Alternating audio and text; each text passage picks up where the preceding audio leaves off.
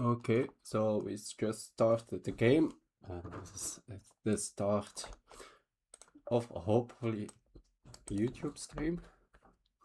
I need to get some standard intro. We are oh, this shouldn't be here. We are expecting a bayonet attack.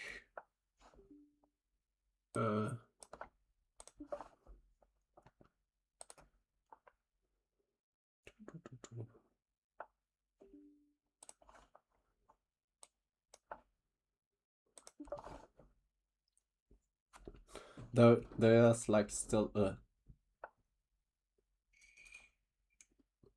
a small chance that my opponent was surprised, but by this point it should have been pretty clear that I am now. I'm not saying this is forever, but at least for the foreseeable future, playing the King's Indian as my main repertoire.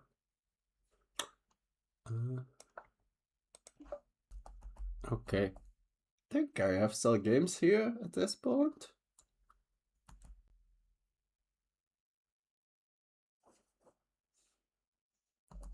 I'm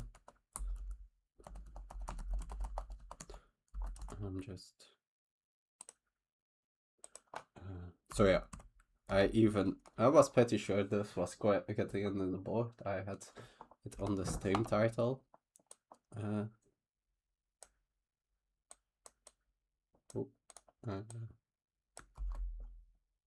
just changed up some stuff.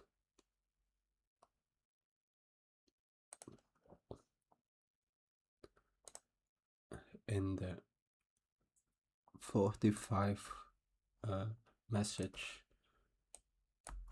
I included the Bayonet Attack.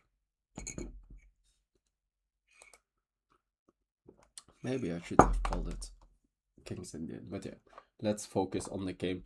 Although, yeah, for the moment, yeah, I expect Bishop A3. I think. I could also capture on A5, I guess.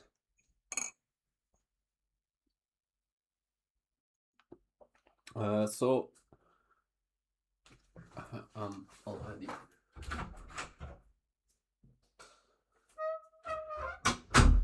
For the moment, there is still a bit of daylight, but it's already getting this dark. It will soon be fully dark before the end of the game, so better do it now than under time pressure. I could have this, I think. Yeah, maybe it was a little bit too crazy of a pre-move to do, but I assume it was possible. So here, I think the correct move order is A5, is B6.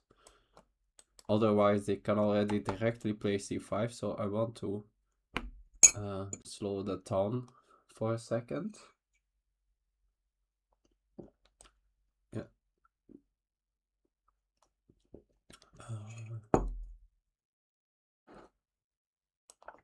So, before the stream, yeah, I want to probably even do some more preparation, but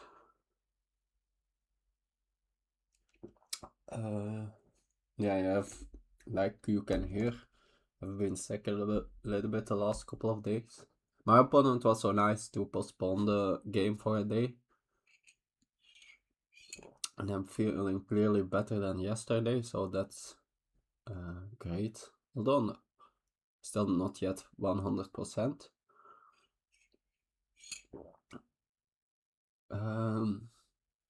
And so, but yeah, I think I prepared maybe for an hour. Although just in general on the King's Indian, but like I started focusing on the Bayonet Attack. but I came on a very nice video of, how is it, Coach Chess Andreas. I'm not, I think, yeah, people will know it, but yeah, Andreas Stolt is his name, right? But I think uh, he goes by Coach Chess Andreas. Not 100% sure. But anyway, so what I wanted to say is I probably will link the video in the YouTube description. So for people watching on YouTube, you can see it like that.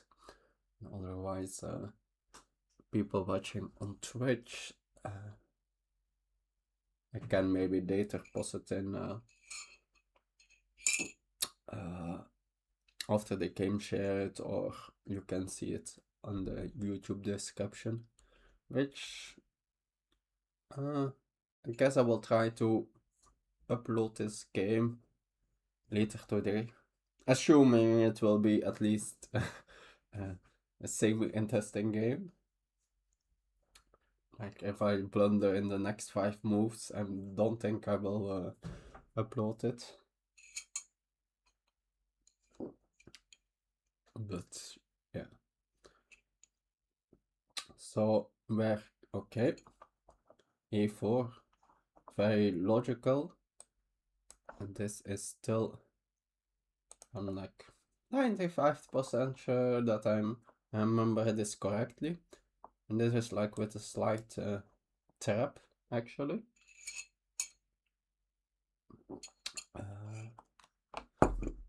But yeah, from here,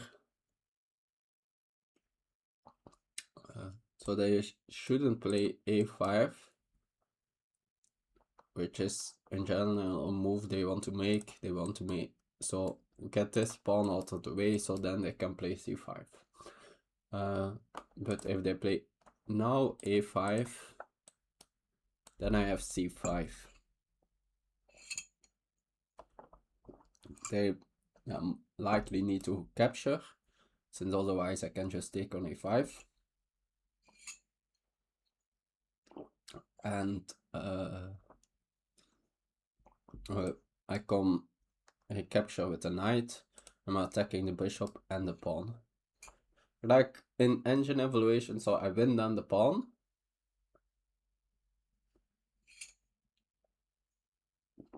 But the engine still says like white has full compensation, but at least, yeah, we fully equalized in the King's Indian, so that's already a lot, of course.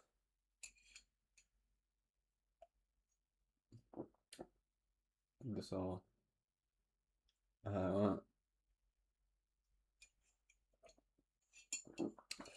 so then the question,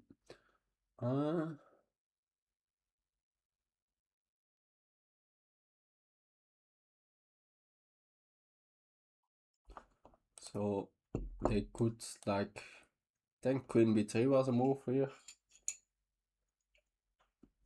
Of course, in a lot of lines I will want to go for f5.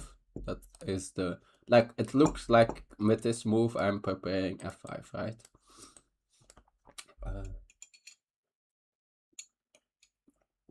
But I'm also preparing this sneakily second threat of c5, but since I'm defending this d6 pawn. So, like, for example, if in this position I would do c5, I still have the recapture, but in the end, yeah, my d6 pawn is just hanging. So I defend that with the 98 and I prepare this f5. Also, of course, yeah, defending my c7 pawn already, which often in the end will be like my weakness. Yeah, it's or my c7 pawn or the d6 pawn. The knight is defending both.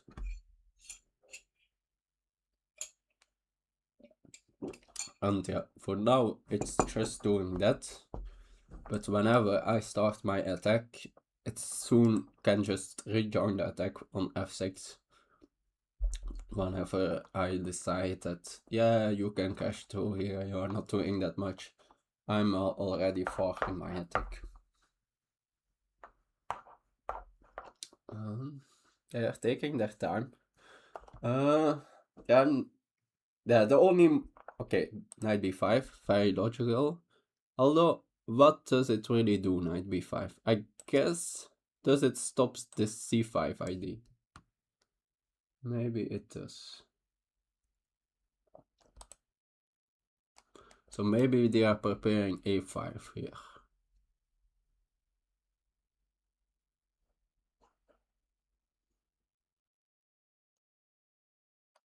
But now f5 becomes a lot more tempting. Since, yeah, there is no longer a knight defending the square. Of course, this other knight can do that job. It can also go to e6 actually, so it could be that I need to prepare it with bishop h6 or I go f5 directly. These are my two main candidates. Like bishop h6 is often a move I want to play.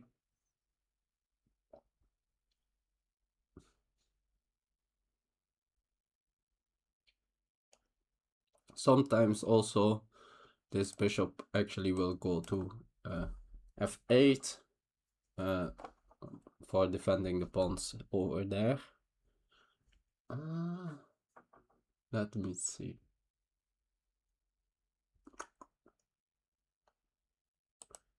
So f5, knight g5, take.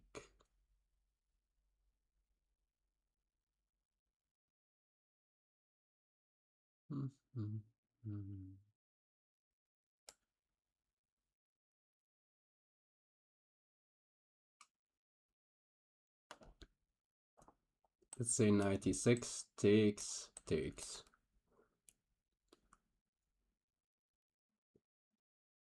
I do have good moves in that position.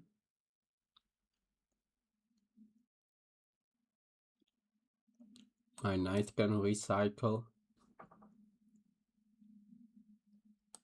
In general, I of course don't really want to give this bishop since that's a key attacker, but maybe this knight g5 96 is a typical motive. Although there are other alternatives, maybe there are tactics in that position. No, I was thinking f5, knight g5, like this knight can move with tempo. Ah, that might be a thing, actually.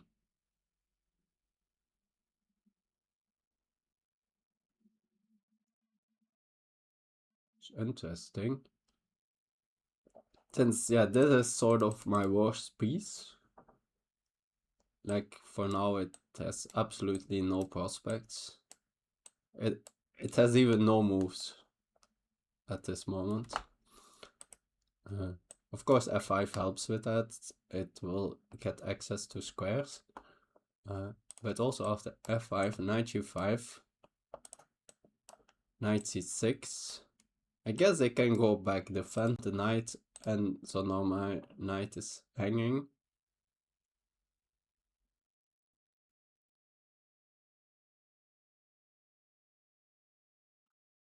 And it gets then very tactical. Then I have IDs with f4, with knight e4.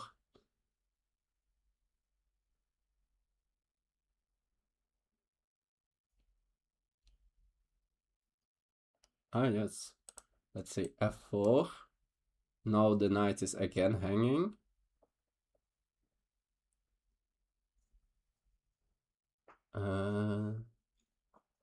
And after knight e6, when I take here, now this knight is no longer hanging on c6. I'm not sure it's that great on c6. But at least it stops some of the play here. It's looking at e4. But yeah, I traded off then my most important attacker.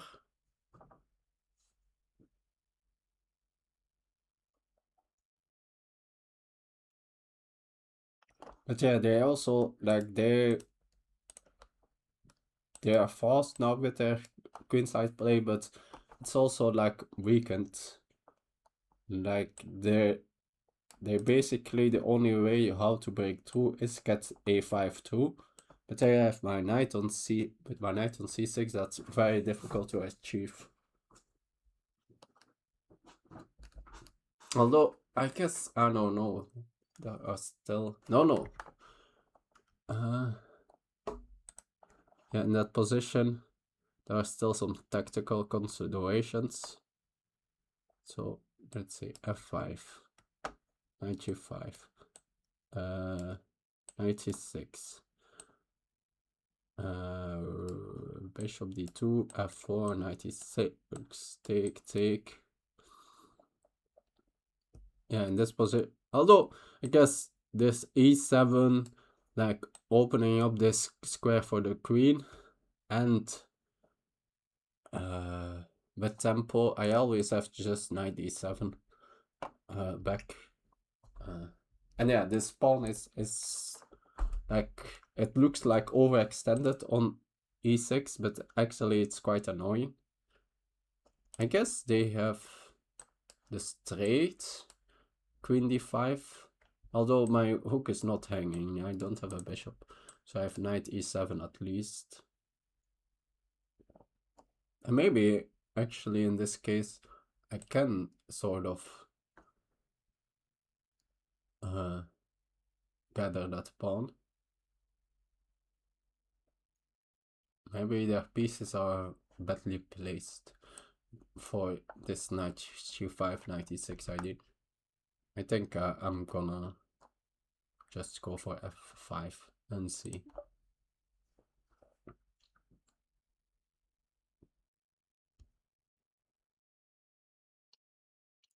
Of course, the just the normal move is 92, and then I see what I do.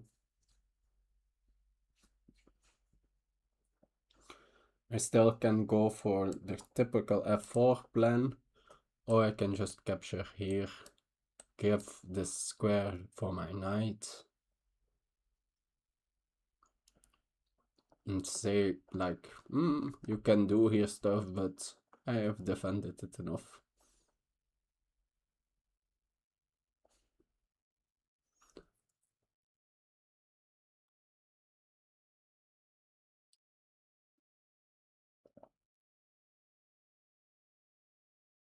Also, with the knight on d, like here, actually bishop f5 is also a move.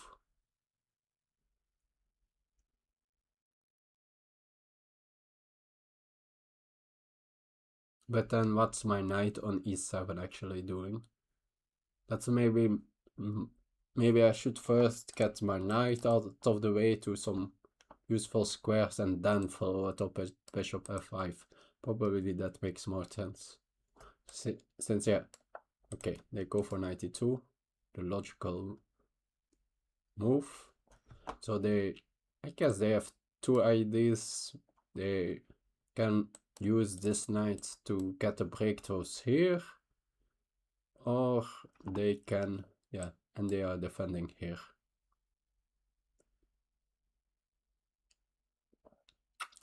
So now, probably this position is still theoretical, but I decided to focus on like that video, get some more King's Indian ideas in me, then look at some concrete lines. Both have their advantages to do. This knight on e4, will it be like, I guess it helps with the c5 break. So let's say we go here, here. No, it's the other way around. Here, here, here. a5. Yeah, I don't like, I need to, don't think I can like keep the tension, since like this I never can really take in between. I maybe you can, since in this case I'm attacking. from the moment the queen is gone, then.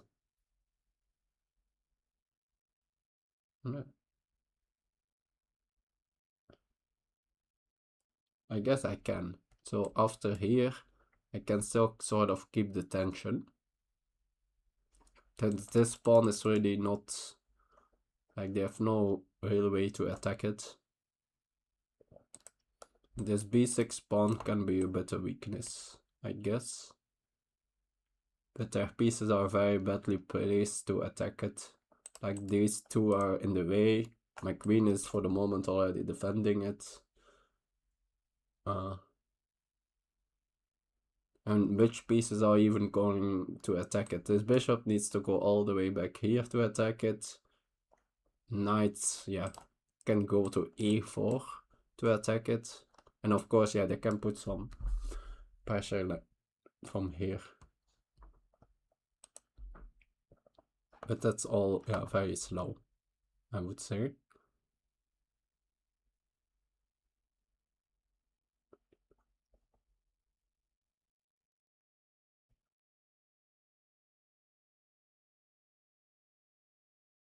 Okay.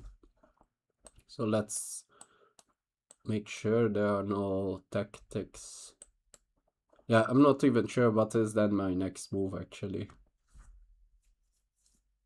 If I don't take.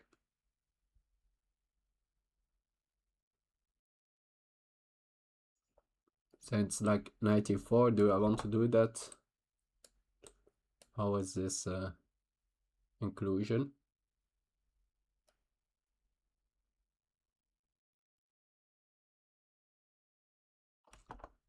Or do I still have some kingside attacking IDs? With a knight h4. I guess I have also IDs of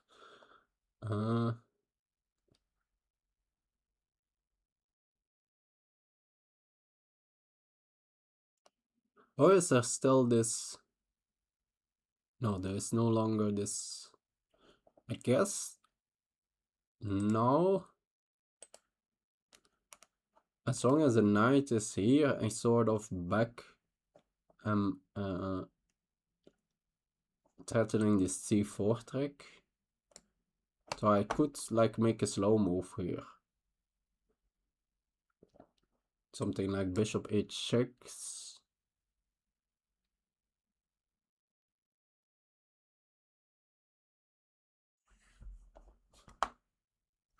Maybe threatening to take here. How was this a position actually in the...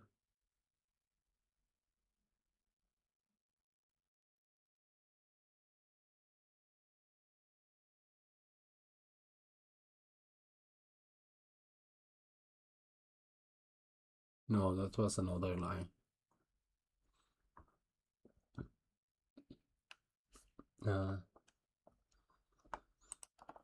So bishop h6 is here, candidate move 2. Let's say they can, since after f3, then maybe I go back to the f4 plan.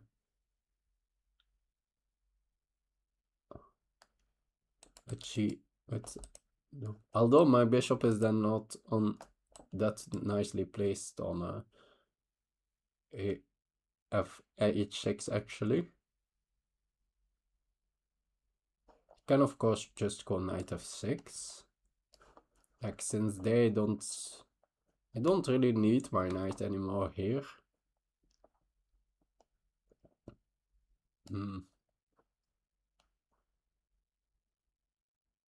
I guess maybe in some a5 lines.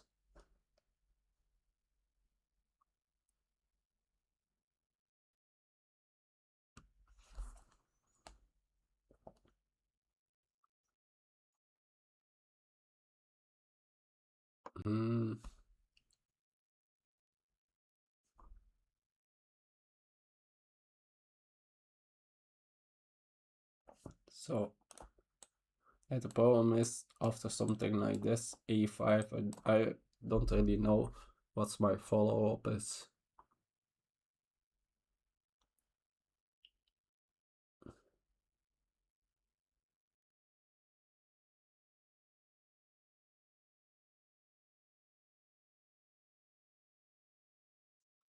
It could be that it's just 94.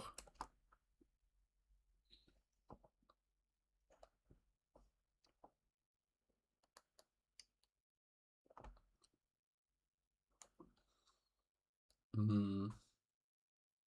Yeah, maybe that makes quite some sense. Like opening up my bishop. They can of course like try to do a blockade of that t4 pawn. Or they can try to attack it. But not really, since the knight is already here, so then it needs to go like this maneuver back.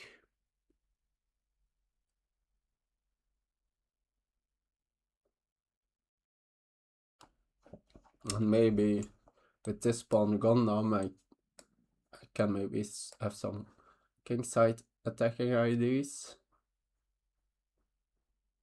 Like all their pieces are here on the queen side. Okay, let's go for this. Need to just pick one of the plans and go for it. I anyway need to learn both plans. Sometimes you want to play with this f4, sometimes you want to go for this. Yeah, an extra advantage of like taking here. Now, whenever they try to get in c5,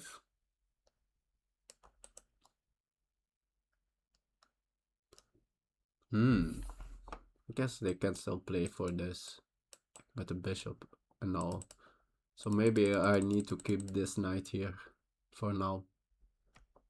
But yeah, after this, then I could be trading off this knight. So what I was saying is, like now this pawn is sort of a bit in this structure. This pawn is of course like super solidly here.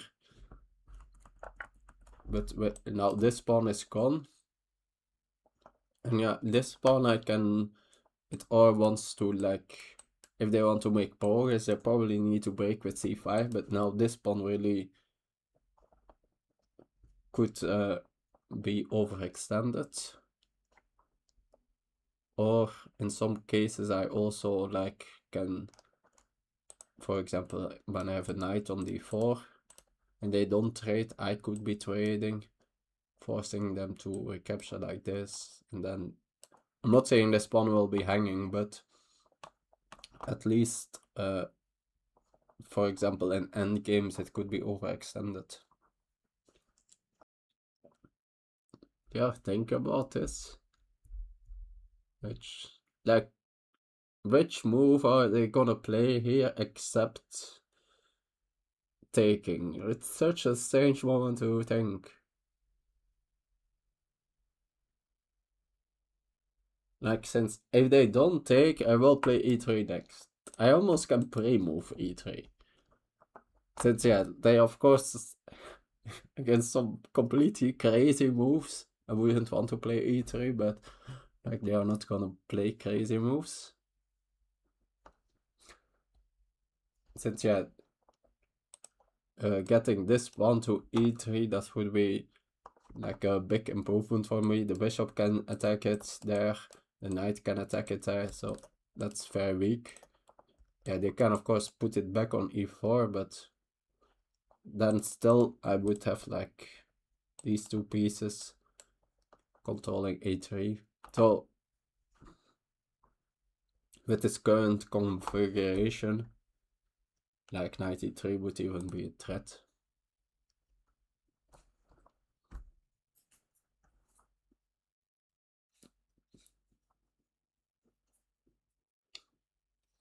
So yeah. And it's not that I have only one move after this move. Like I have multiple options. So I think I already have decided that I will play knight f5. But I don't think that's like a guaranteed move or anything. So this thing is really strange.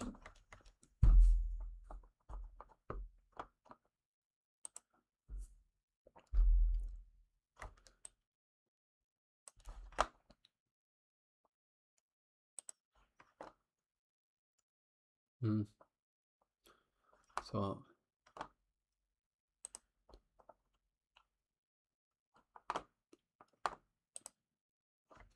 who was here? Is that one of my... I think that's one of the players of the opposing team. Was that there like board 4 probably, and guitar or guitar. I have done this so many times that I don't know.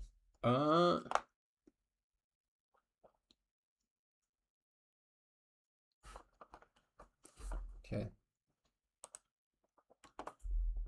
Okay. So about what could my opponent be thinking? Like, do they want to like include some bishop g4 or something?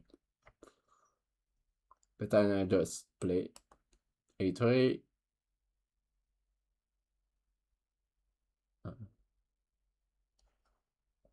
Like, let's say they do this, I include the capture,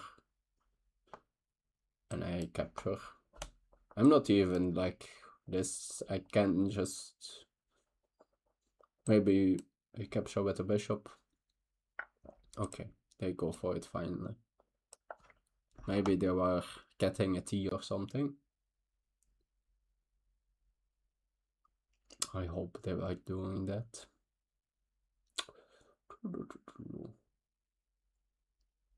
Let's see. Like c5 is not on the cards. a5 is on the cards.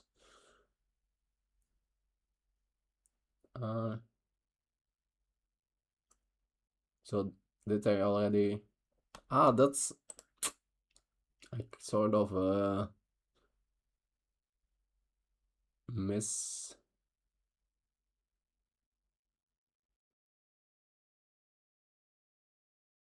Like evaluated that after a5, if I like earlier, but yeah, I think that was more when the structure was closed that I was thinking about that. Since yeah, the structure is closed and then I'm going for my kingside attack, then just slowing this down makes sense. But I think after a5 now I'm probably just gonna capture and play knight e4. And the thing is that like for okay, now my queen is like stuck defending this, which is of course not nice, but like I'm gonna remove one of the attackers anyway soon, so that's not that big an issue.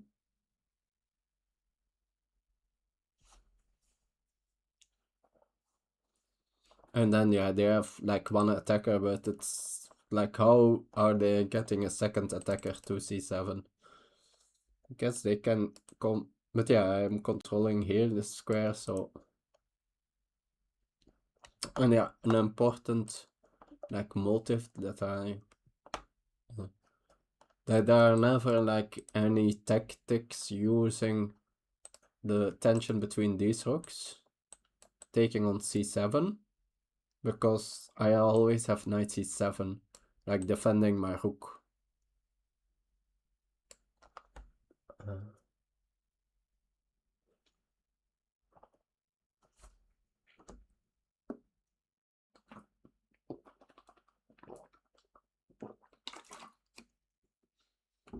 So that never works.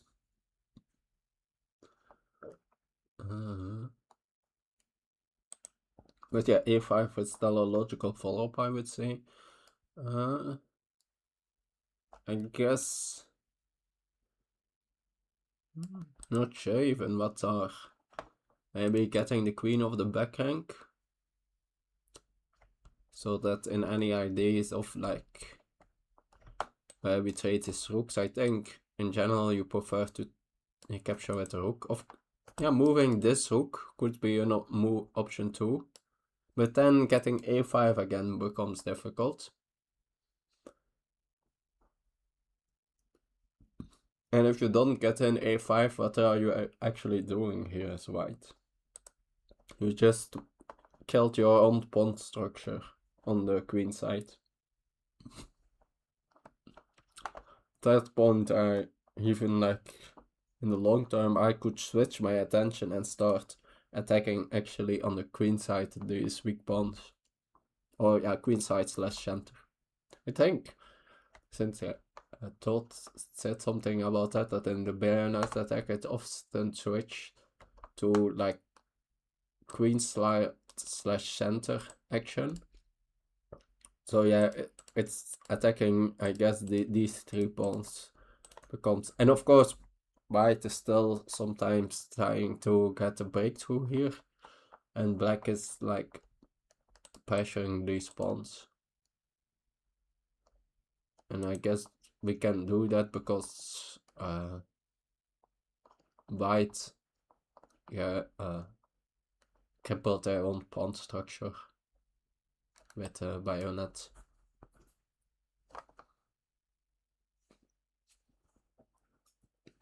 No.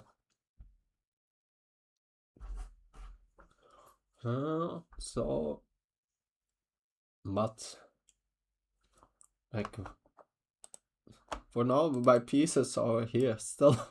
I have still 5 pieces on the back rank. That's not, but I guess, but they have at least nice squares to come out to. Like yeah, this knight needs to move, but then yeah, my bishop has like d7 or f5, or in some cases even maybe like if they really make weaknesses, it can pop out in this direction. So it's yeah, for now very flexible. The knight still needs to like wait here a bit. Since for now I think I need still to keep protecting these pawns. But whenever yeah, I parry these threats, then it will nicely pop out to f6. Although again, with knight f6, maybe white could have back these ideas, but I think with, okay, they go for a5. I think now I need to take right, since now this, yeah, I know, like, I can't really, for now, d6 is enough that defended, but I feel, yeah, maybe they can try to eliminate its knight or something. It feels too, d6 feels way too weak. I have, in theory, I have a lot of possible defenders. So, but yeah, I have done 2 weaknesses. I don't like it. If I capture here, I just have the 1 weakness, so, which I think it's very hard to attack the 1 weakness. Of course, they also eliminated their slightly weak pawn on a4.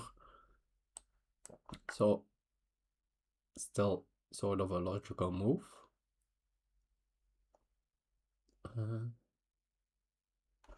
Let's make sure there are no tactics. Not seeing it.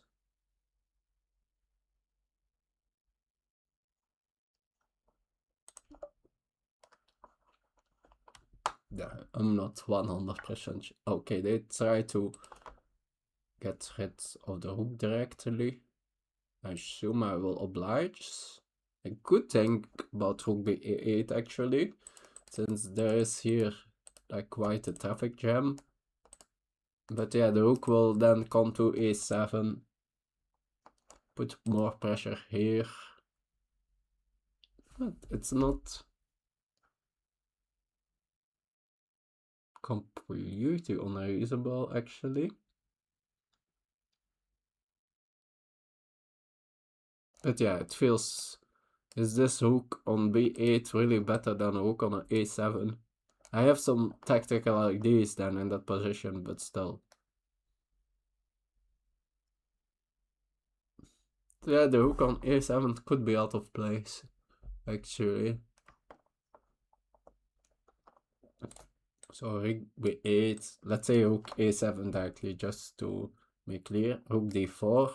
Now I'm putting pressure here. Bishop a7. Yeah, I have time to capture here. And now we get this weak pawn structure. So there I am happy. Maybe they take here instead. Then bishop a7. At least my rook has good shown here.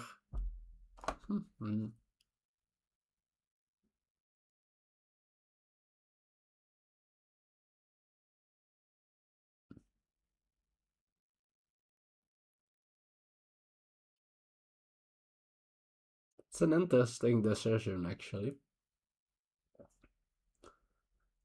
There is the thing that they have more space, so I should be happy to trade pieces. Although, like my pieces are not really lacking. Like my this rook already has a nice open file. So it's not that this rook is struggling. That this rook will be like my queen. Yeah, but my queen can pop out in this direction. Even queen h4 here directly is actually not, of course, here, but like in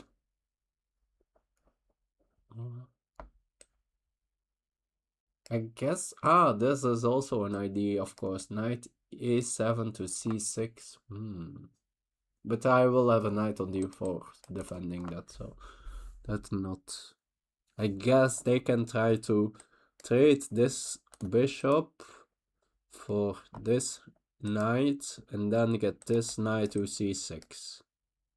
But at that point I probably can give my bishop or something. But yeah, then they could be saying that they are playing against this bad bishop. Maybe somehow they can get it in. But it feels a little bit far-fetched.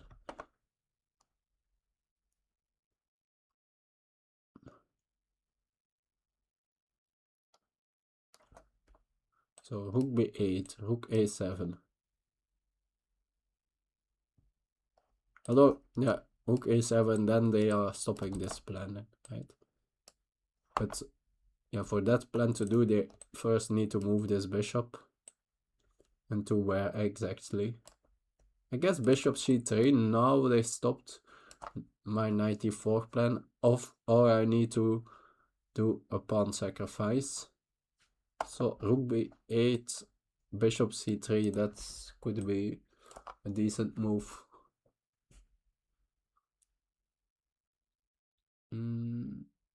Since, yeah, what's then my next move?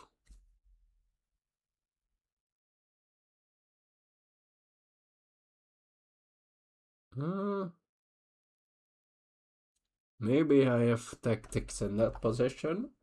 So rook b8, bishop c3, knight e4, take. Oh no, there is no knight anymore here. Okay. No, but still, I still have like c4 IDs, c5 IDs. So let's calculate that.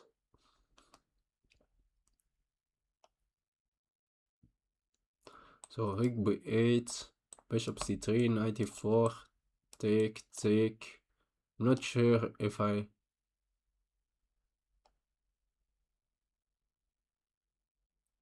Yeah, the problem is that, like, whenever I do c5, they can just. If it's a bishop or a queen, they can just drop back and defend the rook, and then I'm just down a pawn. I have some open files and stuff, but not enough, I think, for compensation.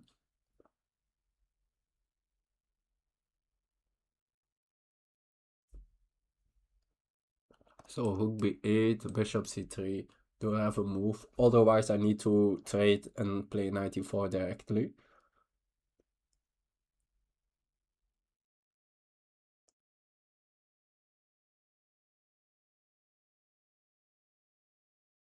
I think I need to do.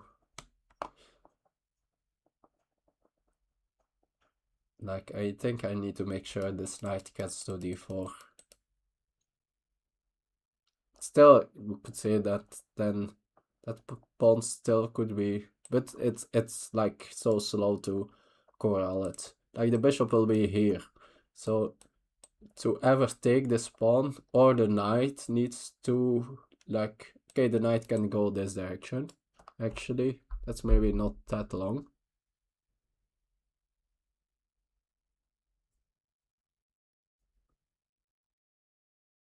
Yeah, that's not super long actually.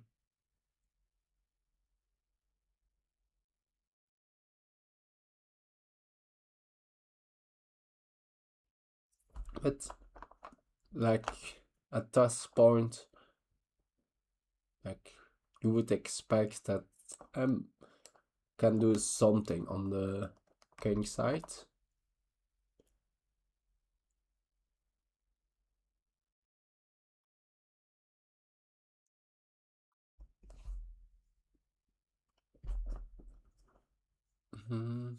Not seeing exactly what, but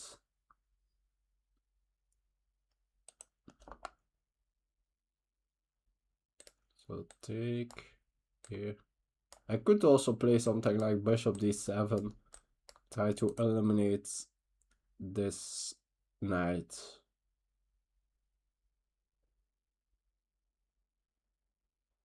And then like, but after bishop d7 here, now I have 94. Okay, maybe that's better.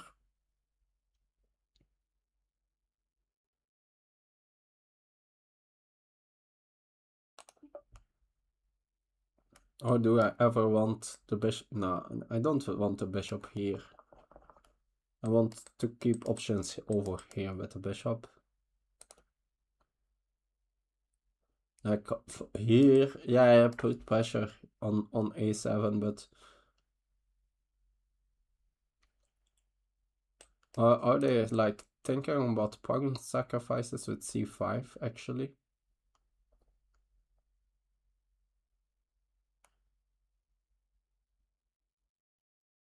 Maybe that's, since there is here a pin now, of course, but I can probably get out of that pin with some tempos.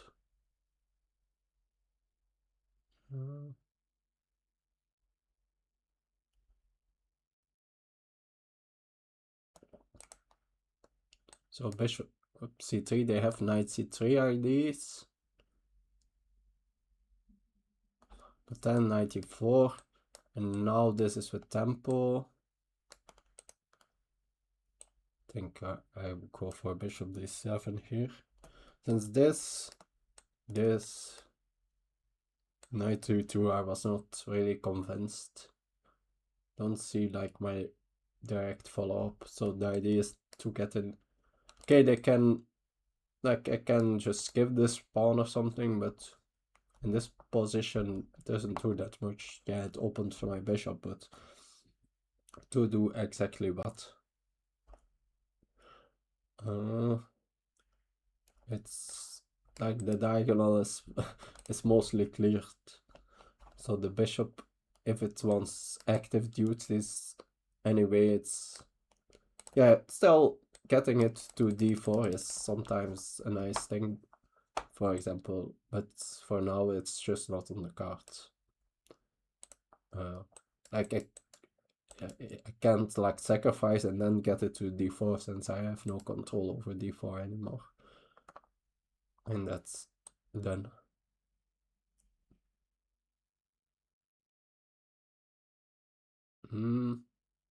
They have like they have IDs with like G4 or something, but I don't think it works. I think I just snap off this bishop, this knight. But that's something I need to keep in mind. So this pawn is pinned. So this is at the moment just, yeah, it's now 3 times defended, so more than sufficient. But after bishop d7 it will be only defended 2 times. So if they can get rid of one, and they can't attack it anymore, but yeah, they can attack it with c5. That's for sure a move here, but I think I'm fine there. I thought I saw some stuff.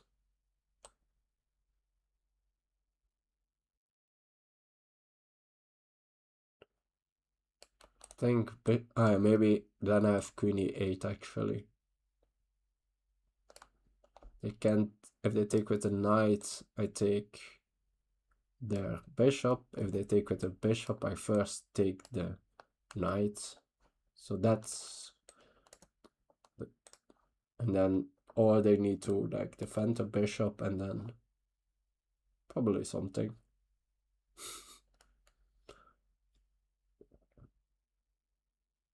It's in the no, it's still, there's some calculation needed there.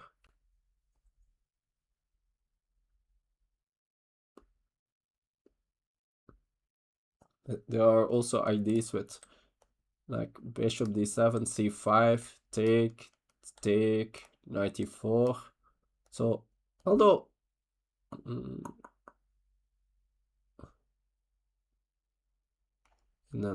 and then taking here.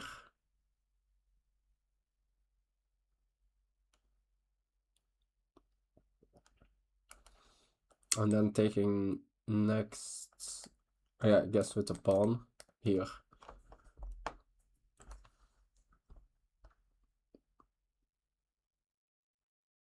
And that's a real idea.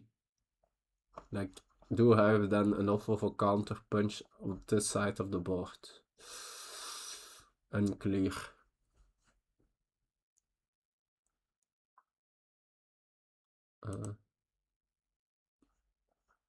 And whenever I capture here, I guess with the fact that my knight is on d4. No, but it's all with tempo, so.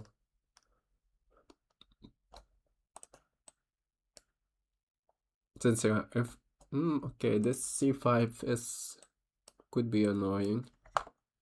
Bishop d7, c5. Since if I capture, then they just push through with d6. So bishop I have this queen e8, of course, or queen b8. No, then this is with tempo, so that doesn't work. I need to go to a8. Let's say they defend the bishop in some way. I can also maybe not jump into d4, since here my knight is still defending d6, but then always they are like, although g4 is very committal, but so here c5, queen e8. Assume something like queen d2 or queen e, maybe queen d2 is the most natural actually, but that turns in bishop h6 too.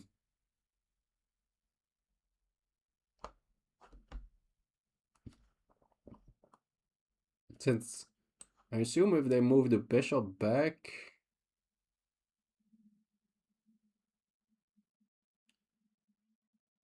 now there's still a lot of pressure here. Actually, take, and maybe, and the c5.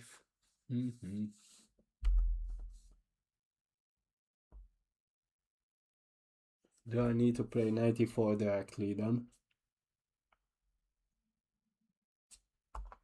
So there the line I was considering was 94, take, 92. Do I have something there?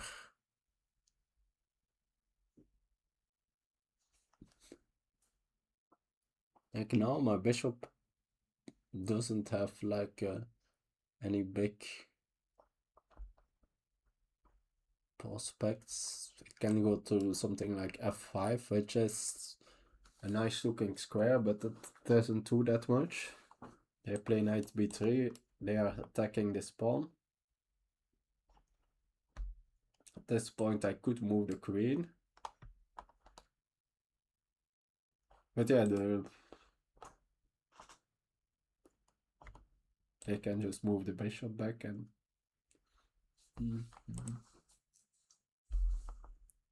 Oh no, no, doesn't do anything either.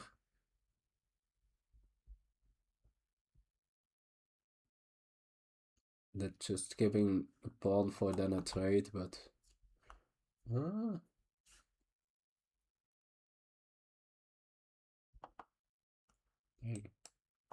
I have, of course, like, can try to...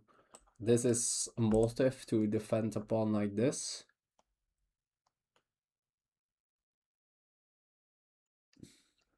But they are already ready to play c5. Yeah, maybe I misplayed this.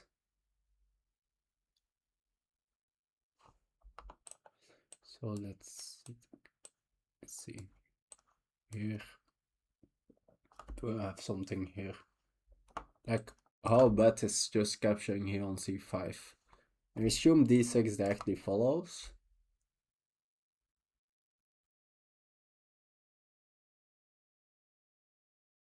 Or first taking on e8 and then d6.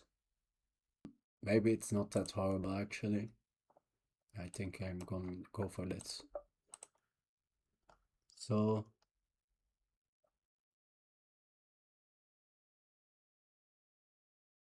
assume c5.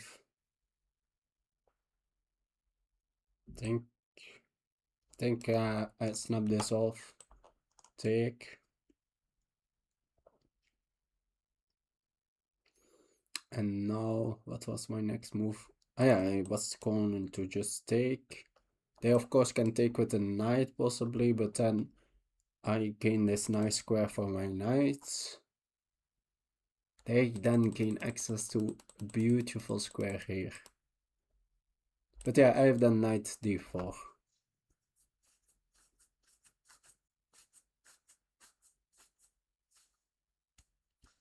To defend it. Then they have bishop c3 trying to eliminate it. Maybe at that point I somewhere can take here. This risky, but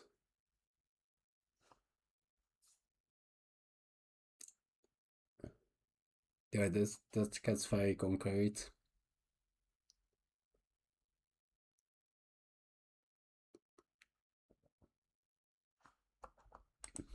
We will start need to calculate very concrete lines. So c5, bishop here, take.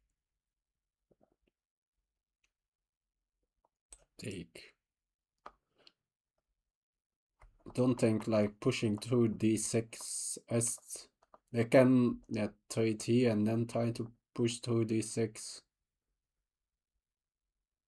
Yeah, but that's not just working. I have too much control not yet. So think they take with the knight, try to get like a monster on e6. I think I need to play knight e4 here, but also tempo on that bishop, which probably trades itself off against this knight. That's point. Probably need to capture here to keep defending this.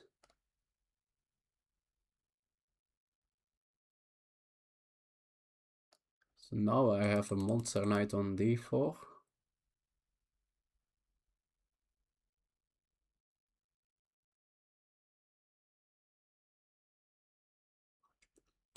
Whenever they play back here, then at least there's less pressure here.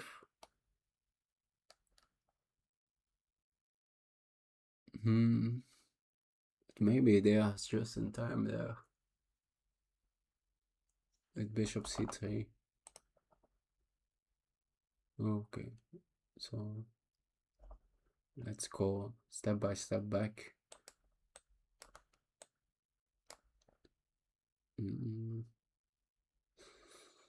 So here I wanted to take 94, take, rook takes, bishop c3.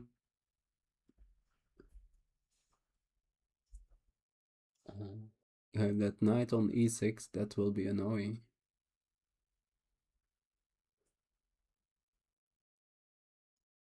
And my knight can stay on d4.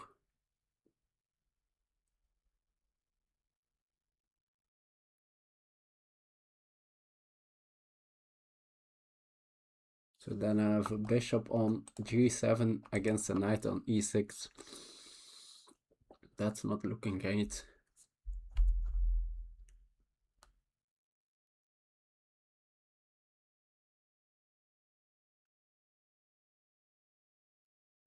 Maybe I can at that point like to, yeah, there are for sure some, probably there are some fortress options at that point.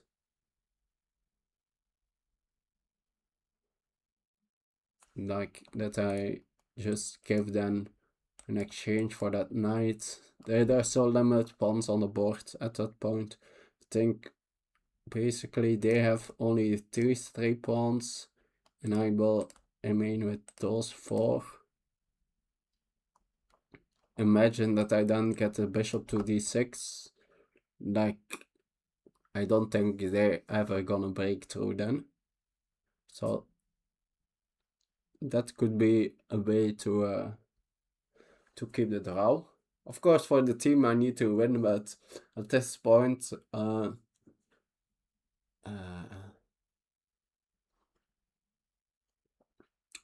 like we are not in a position to be thinking about playing for the win. Whenever I choose a chance, I will go for it, but and the feeling is that I am now under pressure. I could be totally wrong with that, but that's something we will see after the game. But other options are they considering except c5? I guess I don't think like this they can allow. So they all need to play c5, move this knight, or defend it. With, for example, this knight, or they could defend it with the queen. I think that are the options. Where then I think this knight is probably the most tempting. I think maybe of all the things, moving it is probably the most tempting, but let's say the second most tempting. Although there are not really that great squares either. And also I get d94, so I think, yeah, before I saw c5 I was like, I went for this seeing all the positions except c5 and I was like decently happy with my position. But since I think otherwise, I think almost all variations, or I can snap off and get a knight here, or I can get like the knight here, but like with, for example, let's say they go with this knight. Now after 94, if they trade, now at least I gain a tempo. If they go here, I can again capture it. So then, yeah, this knight really, I guess it can still go for this plan, but now I will at least gain a lot of moves I assume I can do something with it. I'm not sure yet how, but like it are that's are a lot of moves. One of the moves was bishop d7, which is not the most useful move. Also, maybe that was in the other line, actually. Maybe I could have gone here for direct knight 94 and I'll see something. So take, 92, bishop d7, knight b3, bishop a4.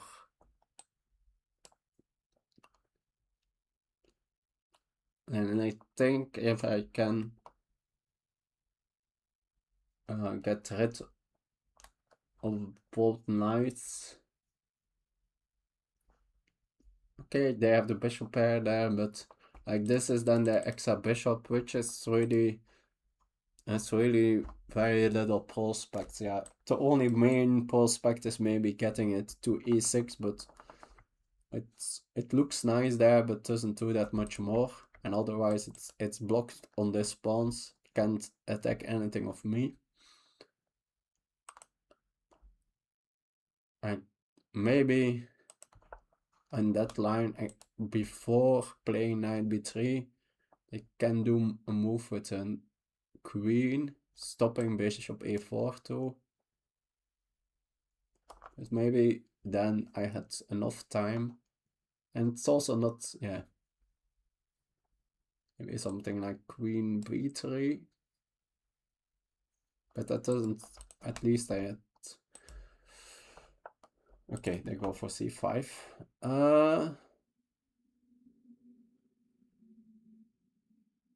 Does it make any sense to change up the move order? Take here, then d6.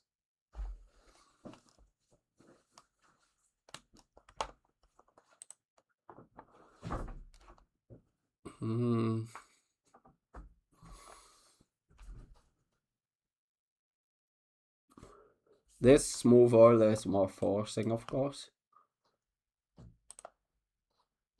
Like with this.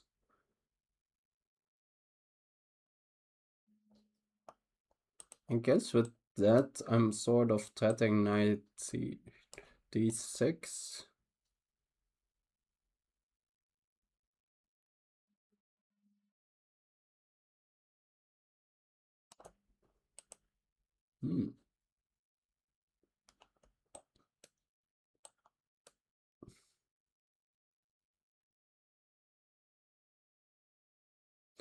Yeah, but that could be. No, this move order doesn't work. Now after here, although here, knight d6, I have bishop here. Then they have like crazy stuff. No, there's no. At that point, still a pawn here. So I could consider this too.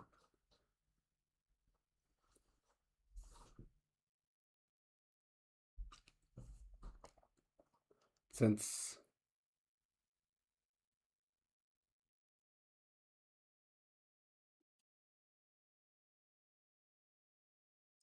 but maybe maybe does this leave more play in the position?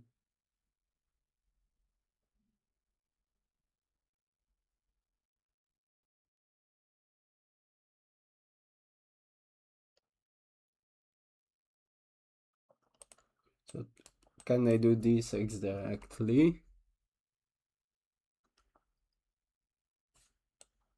Don't think. Since if they do the queen check, the queen. No, I just have gained pawns, right? Guess it's here and they have queen check. And they have that.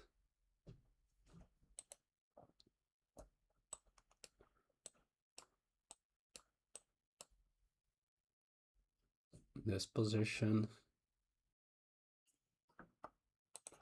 So, true. Did I calculate this correctly? Take.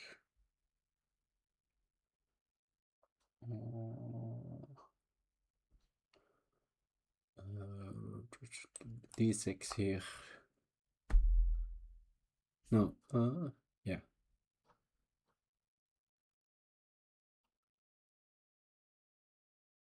No, I can now.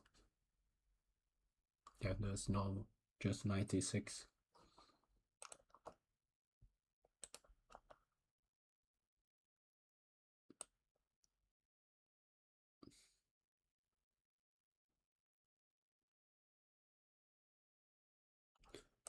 There's no something crazy like this.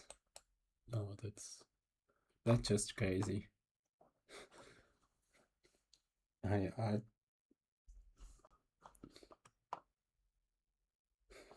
probably even can play something like Queen C7 then. So here, this, I think this was my line. Now these 6 doesn't make that much sense. Makes maybe some sense, but I guess these 6. No, since we thought these 6. Yeah, they of course get this square free for the queen. Yeah, and let's not get too short on time. I think I maybe will go for trying to hold at exchange down position.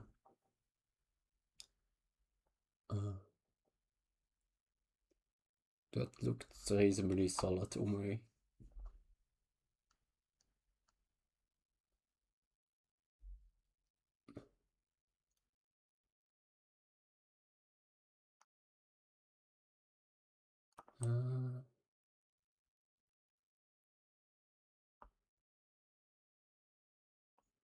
So here.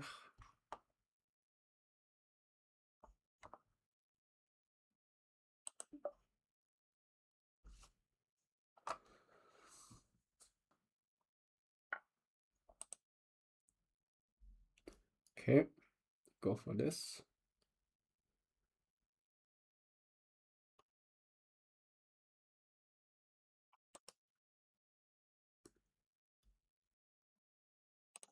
Right here, bishop. No, I need to. Knight here, this.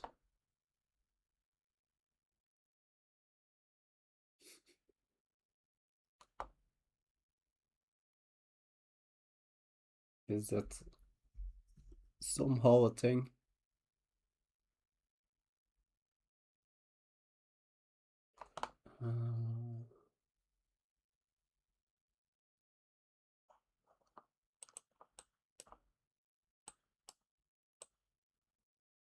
Let's see this one. We take here. Not even sure which which of the bishops I then would take. But now I think, yeah, the knights are main chest, so that doesn't make that much sense. No, maybe. That's...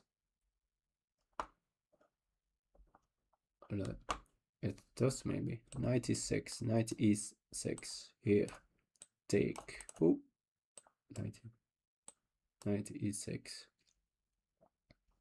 Let's say queen a8, right? So bishop c6, I just take. And let's say they take. Now I take, and now the bishop and the knight are hanging.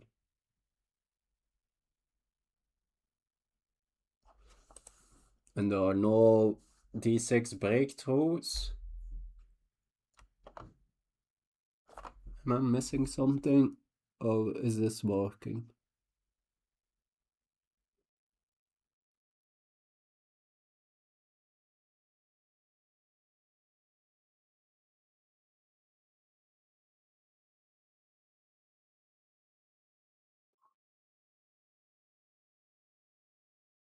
I feel I'm missing something.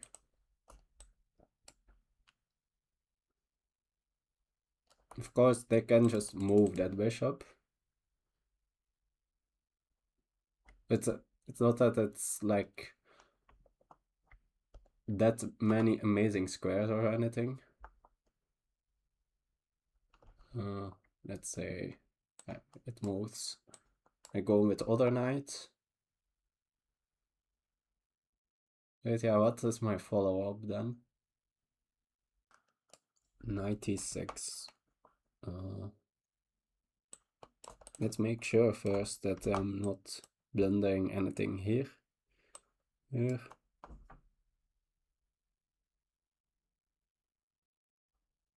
Like for example here.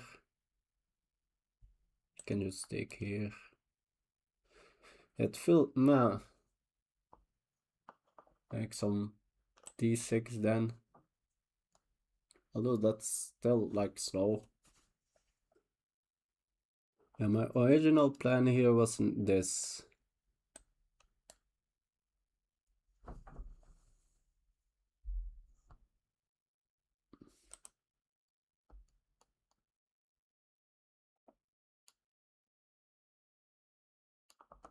Yes.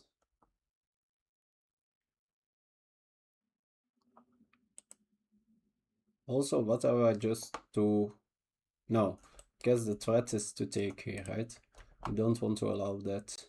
So then I need, the only way to do that is 96, and then I can just do slow moves. If they don't have something direct, now I can just go for like a solid setup. There are multiple ways to do it. There's never any d6 breaks anymore, and I have more than enough. Yeah, I've not. I guess they can somehow try to like gang up on this pawn. It's possible, but I have a feeling I should have enough counterplay then.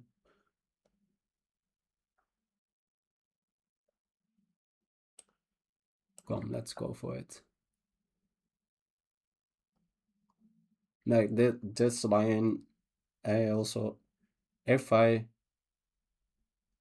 calculated correctly, which I'm really not certain about,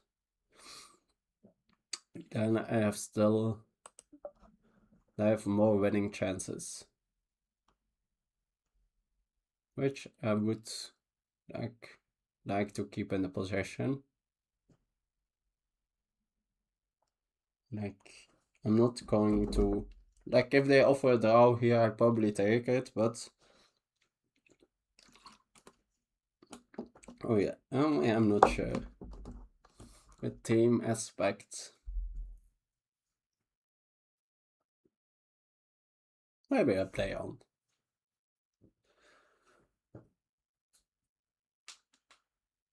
It all depends, of course, like their move too.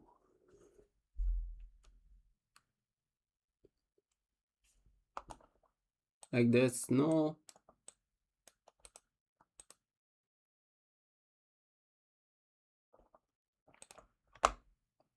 the knight has no big things to do from f8, right?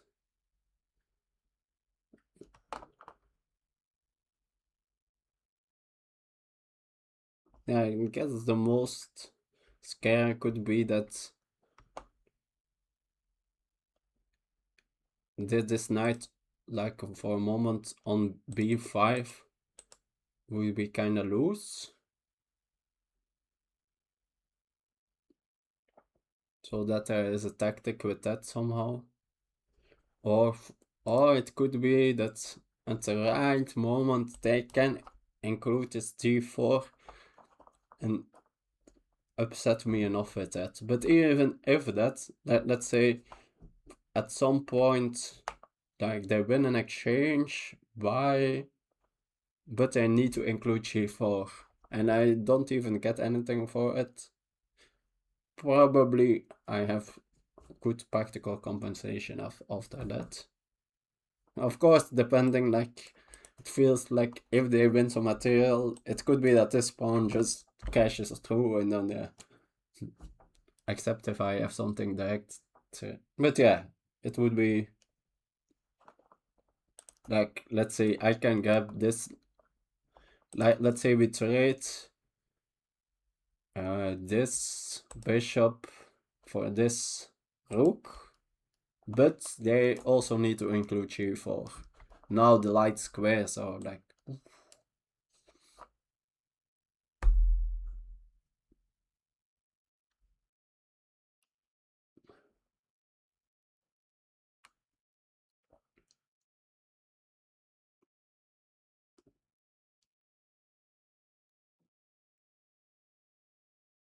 and this is also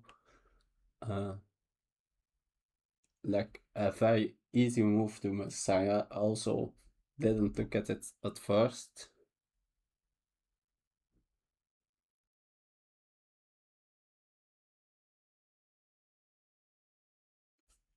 But yeah, I guess the reason why I can do tactical operation is like all my pieces are defended. Everything is defended. I guess you could say that like the pawn is one times attack, one time defended, so it's not really defended, but at least there is some defense everywhere. Well, they have three loose pieces. Of course, a calculation heavy position. My pieces are like almost on ideal squares. Like this d6 square, if you can get it in a King's Indian, it's very often very good in front of the d5 pawn. I have actually won like the one time before recently switching to the King's Indian. I played it a couple of times in Quest, like, so that's a habit mini matches. It's changed, it doesn't exist anymore, but in the past. And there I also got, I think at one point I have still the, that was on stream, I have still the recordings of that. Maybe I will upload it in the future. And there I also got a nice, yeah, that was for like when I played that. Okay, so they decide. But the bishop on c6, is that not just an awful piece? I guess they have the idea of 94 and now bishop here. Try to eliminate that wonderful knight. And then they can get a knight in front of the pawn. But for me, at least, it will be a pass pawn. I guess the other idea they have is ganging up on this pawn, but like with the bishop, they blocked the access of the major pieces to that pawn, and I have like decent defenders over here.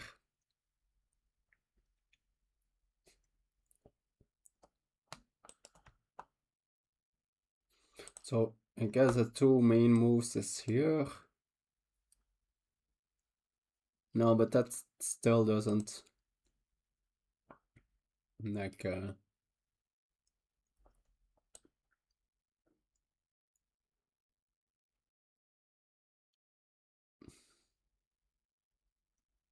Oh, there are actually possible. I can still think about attacking ideas. Let's say bishop here, knight here, take, queen g5, this, and yeah, it's just too slow.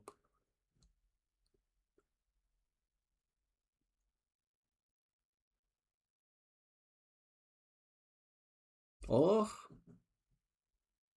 did I spot some brilliancies? Nah, this knight defense. Hmm.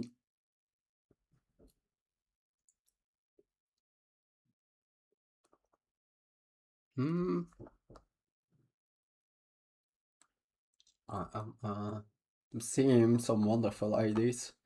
But yeah, I guess maybe the bigger thing is after knight e4, bishop here, knight f3, they maybe can just ignore it.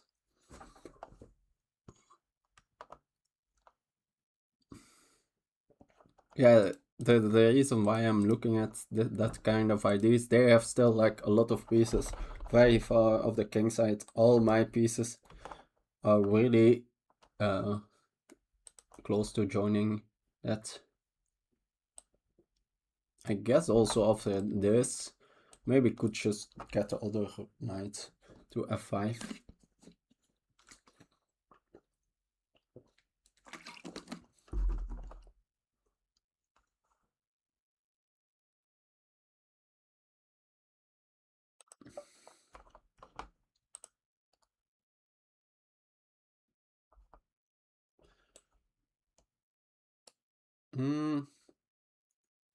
They have ideas or not of this.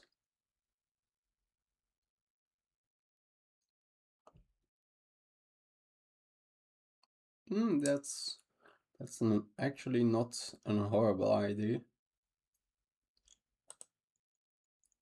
Yeah, that I didn't appreciate enough. That's a mistake.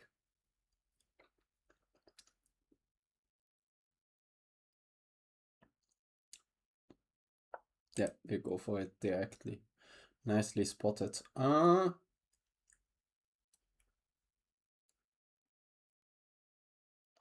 knight f3 now doesn't work.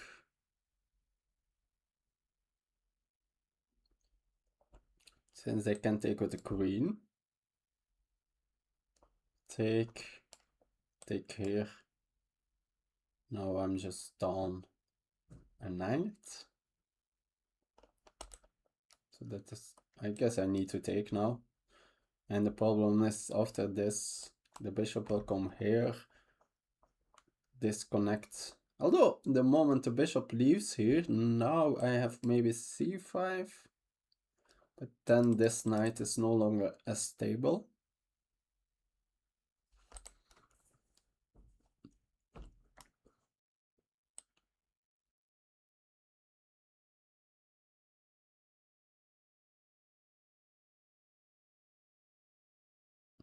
I can get the other knights to d4. Yeah, I think I need to start with this one. And then we will see what I do. The problem if I move the knight it's right and take here. That's a problem. And if I play here, bishop d7, if I now move the knight,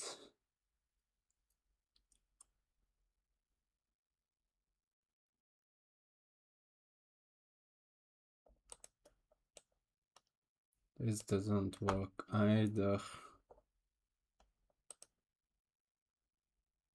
Yeah, bishop d7 here will be a very nice square.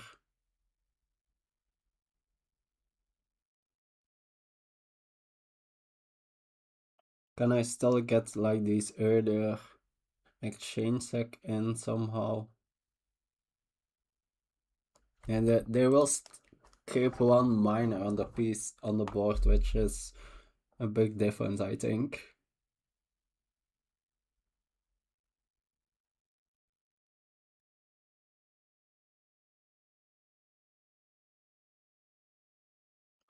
So this... I know they can't... Can they really take here? Not yet. I think I have this.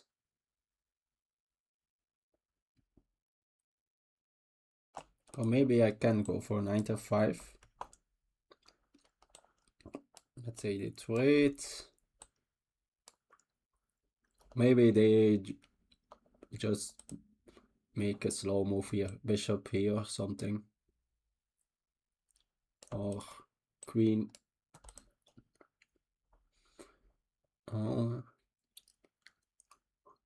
So knight f5. I'm way too slow here. At least I played a lot of Blitz the last days. It wasn't play. I was then also slow, but slow there should be fast here, I guess. This kind of thing, the knight is here still defending. Although now with the queens on, I guess. Yeah, but no.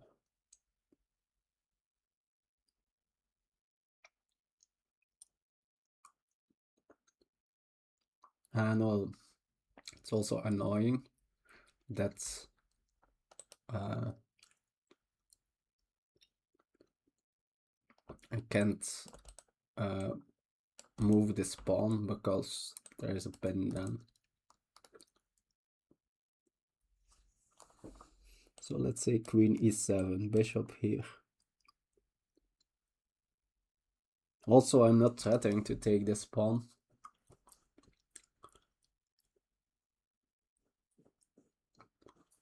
But maybe I'm threatening to move this knight somehow to a good square.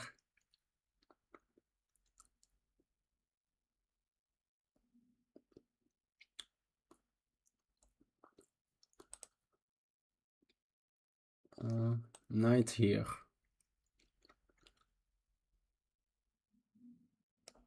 They can... I'm knight here? No, knight here, blood knows of course the queen. Ooh, would have been a horrible one. Knight here, trade, take. No. Queen here, here. Then knight here. I guess that's... Yeah, maybe I can do that.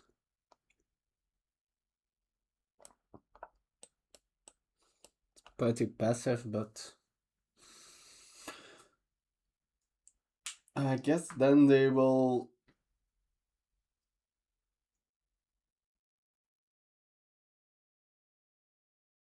attack this pawn more.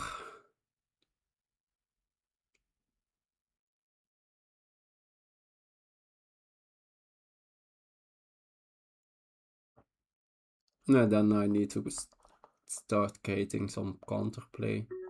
Not sure how.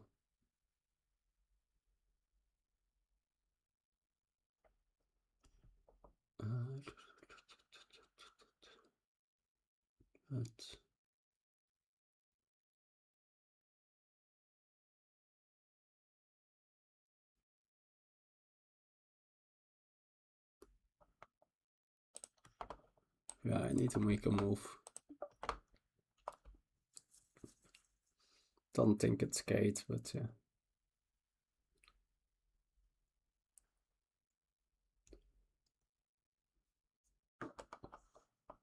No, there's a lot of stuff on this diagonal.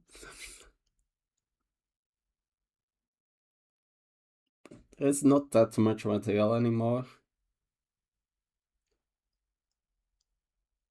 Problem is that I fear that this pawn just is gonna stay. And then that's annoying.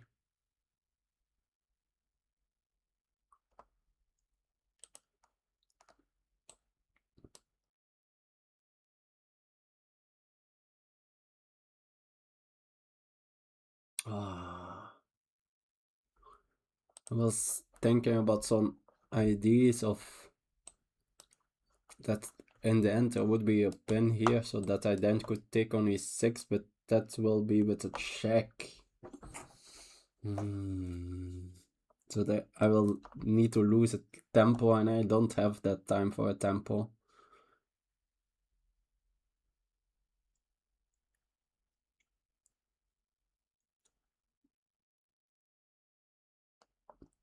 I guess then the other option is knight here, bishop here, and c5.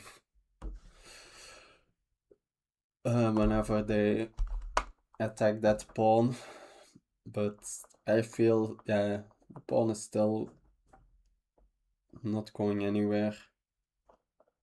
Like for example, they just attack it more, and I can keep defending it.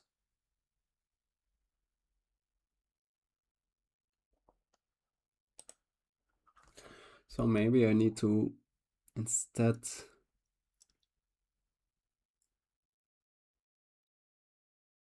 do something active, but what active thing can I do? Here, the knight forward.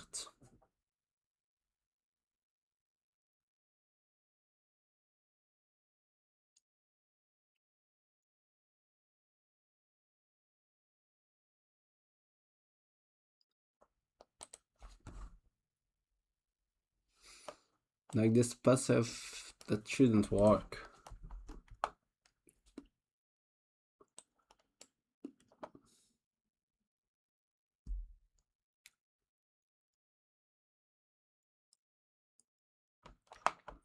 Yeah, I can maybe somehow, like whenever the bishop takes on c7, then again it's undefended, so maybe there could be some tactics somehow. I'm not seeing them for the moment, but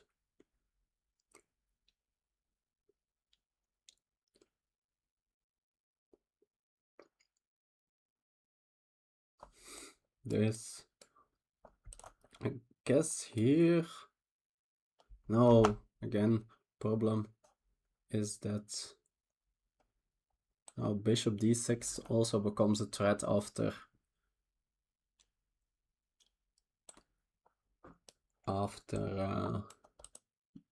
they take on c7 with this skewer.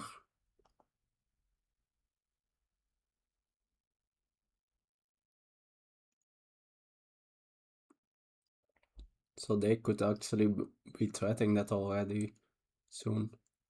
Maybe it may be the best idea to just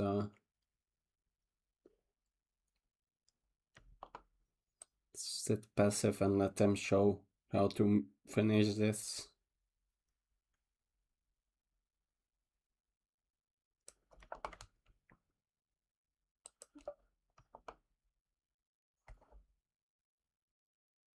Like if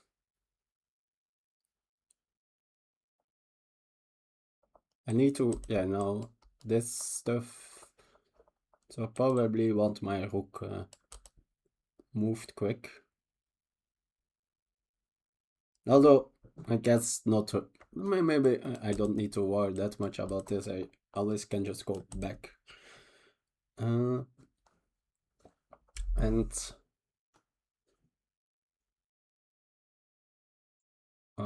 if they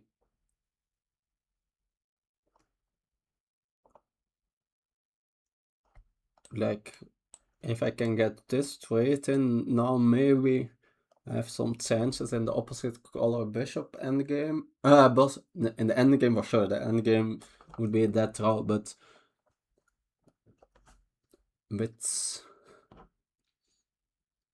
major piece endgame, major piece, it's then about the king, and my king is clearly weaker.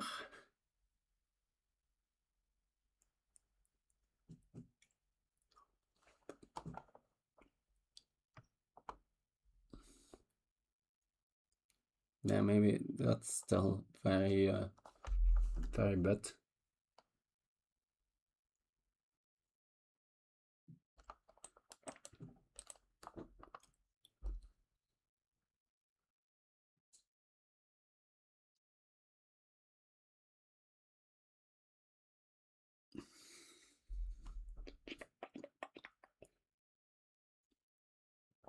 So at some point I maybe want to include king h8, but to then have this kind of ideas whenever they take here, but it's anyway so slow, so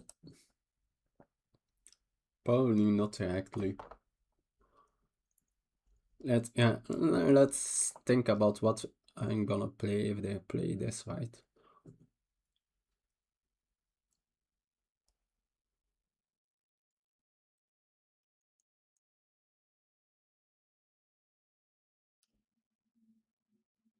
Yeah, I can't even, like, I was thinking about using this pawn, but they don't cap here, they cap first that pawn.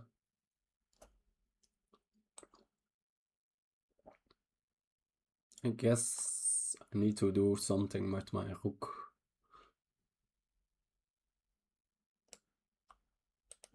Or with the bishop? What? They don't attack this for now?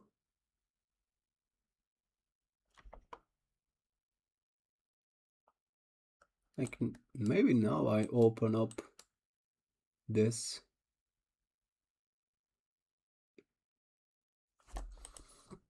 Open up my bishop.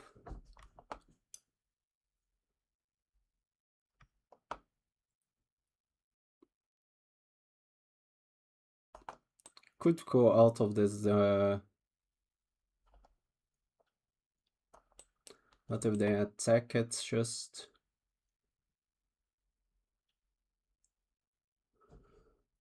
E3. Maybe I get in this move now that I have a chance.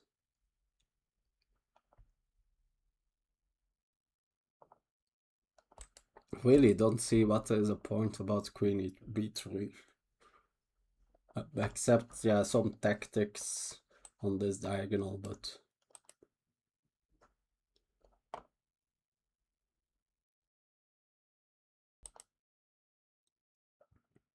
so if they now move the rook, queen f7 ID could be in the card, then they could have f3. Let's say I then go forward with e4. They can't capture at that point since I have a backhand checkmate.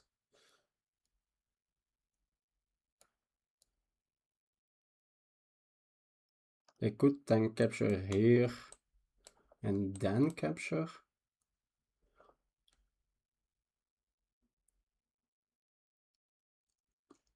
But there would be, like, they would have two weak pawns on the e-file.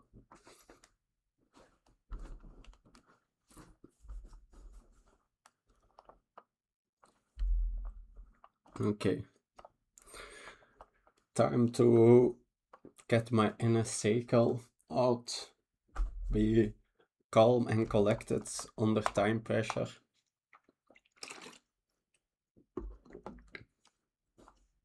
But I'm not going down to the last seconds. I also I'm keeping playing with the move conformation, so I need to keep some margin for that. No. There is a risk I will lose some time, but yeah, you need to take sometimes some risks.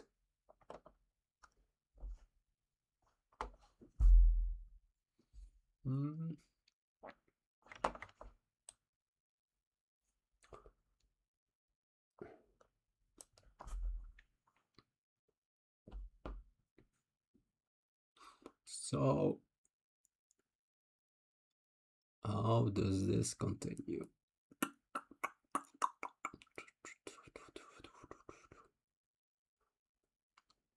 Yeah, I'm really not, like, what did I see against just attacking this pawn? I'm not sure. Maybe they saw some forcing variation that is just a draw and they wanted more or something. But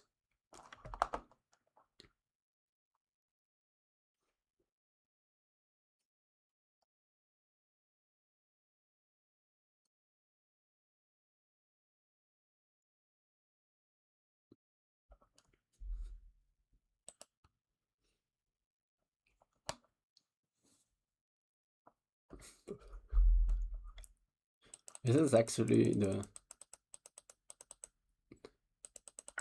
Yeah, so this knight finally left the e8 square and then just needed to go back. Sad.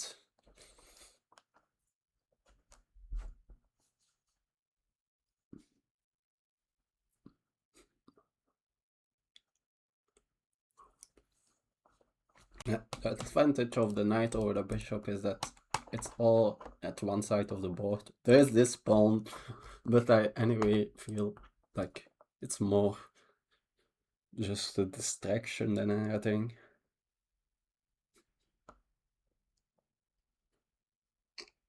Like,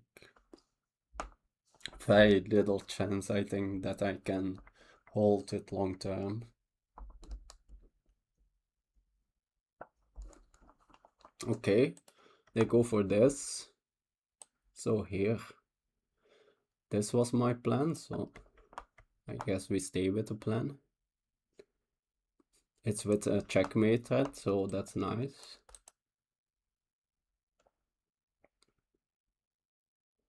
And so it's now...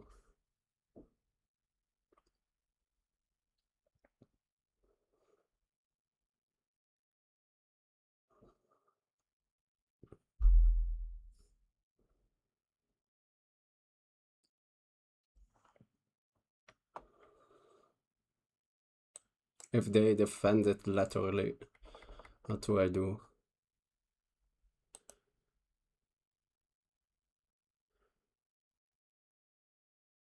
I think this plan now starts to become a thing.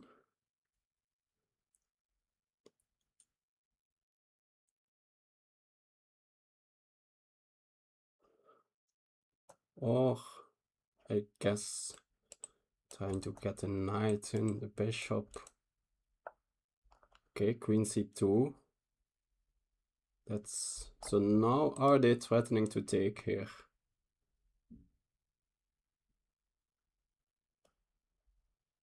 But I have here e2, take, e3.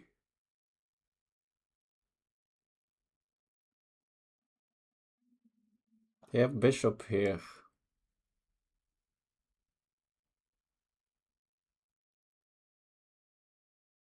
But I have also temples against the rook. I have that also right now. The temple against the rook. They could block with the queen only. I want my bishop open. Like, this pawn is in the way of my bishop.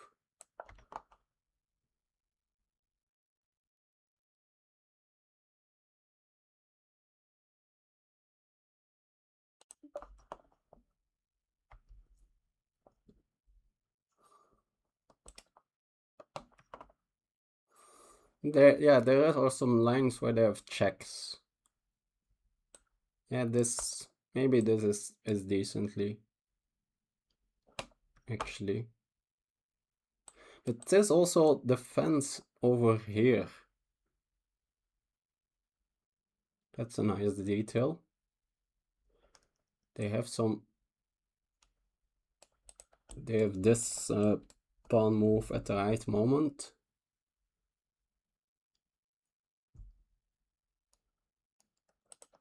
So here, let's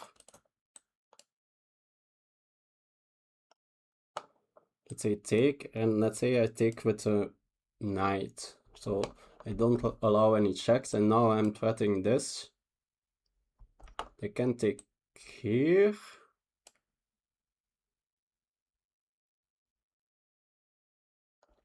e3.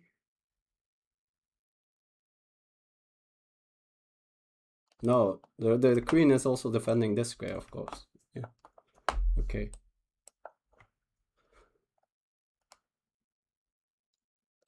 All very technically heavy right now. They have luck that this is with a check. Very important detail.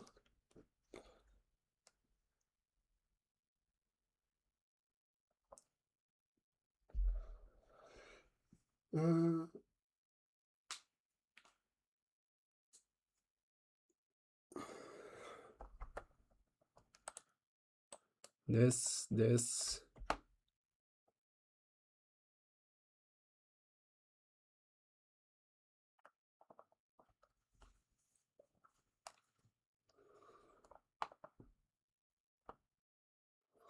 Where do I go then with my rook?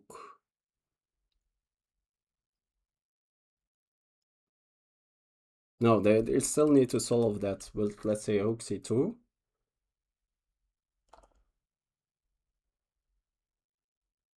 Then I get in e3, which is very annoying for them, I think. Or maybe can they try to ignore it? No, I have also this check still.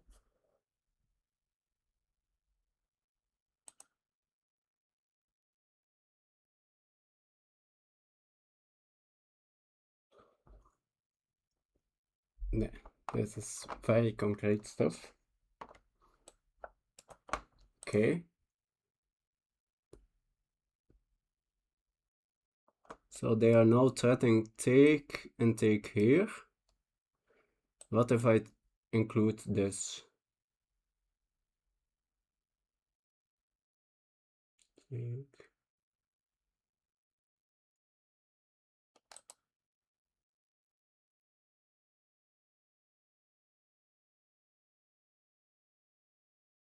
I can take here and block with a and then go with the knight.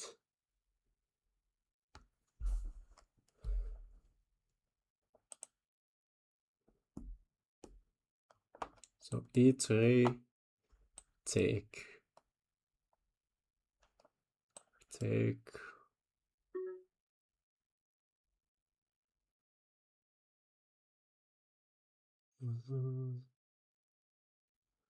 They need to take with, go here.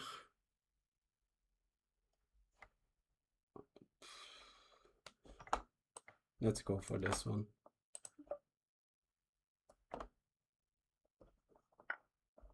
Okay.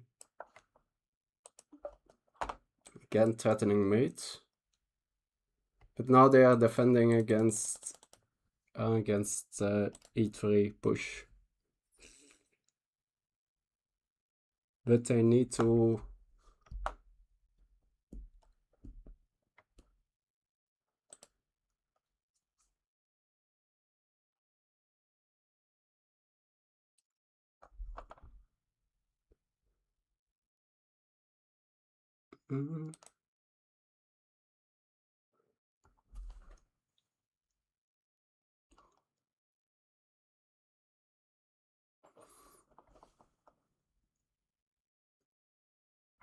this e7 could be.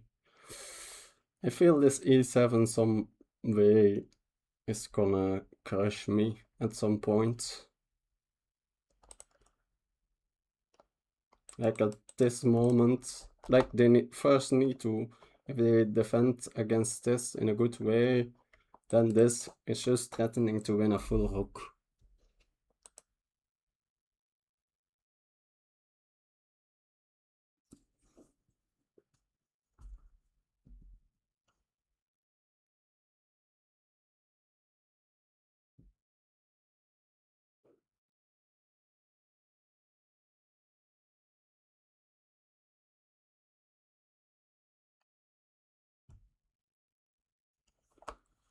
So maybe rook c2 here, g3, and I can't really access that square. They go back, but now I have e3 back. Or do they have this one?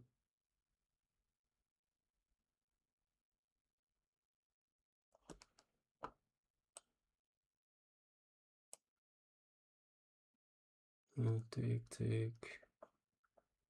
Dus e3, e7, take. can take with the queen, they need to block.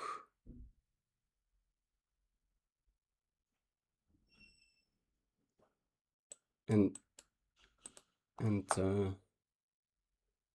my rook is hanging.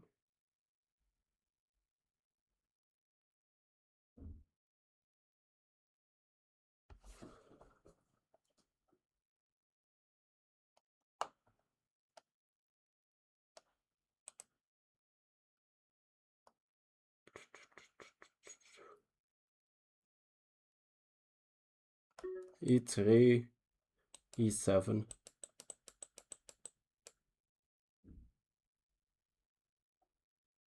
Take here. Still really nothing there.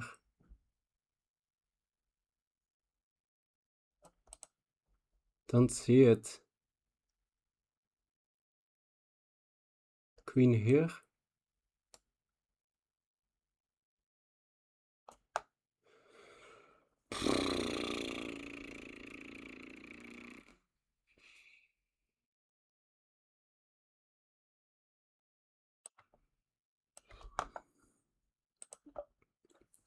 Yeah, I didn't saw it.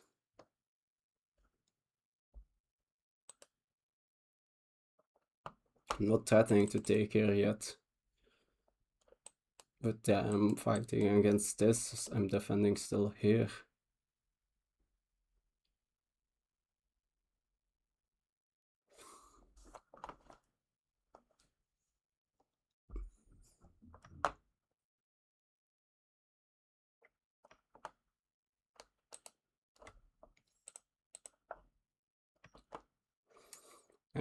They are not a good bridge player, even worse than me, so maybe that's, but there's still 7 minutes. It still should be more than enough. And I feel this is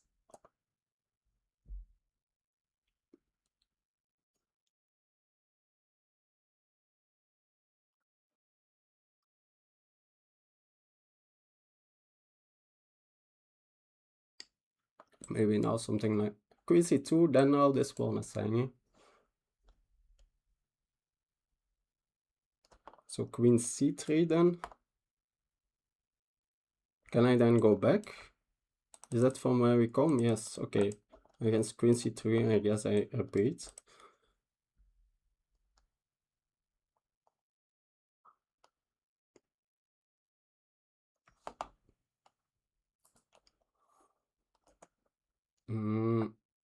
Okay. Think I do that. We can then still see. Draw! Are they gonna repeat? I think I need to take it. Sorry, team. At least if they don't repeat, I gained here quite some time. I did the repetition way faster than them. So that's my opponent offers a draw, okay.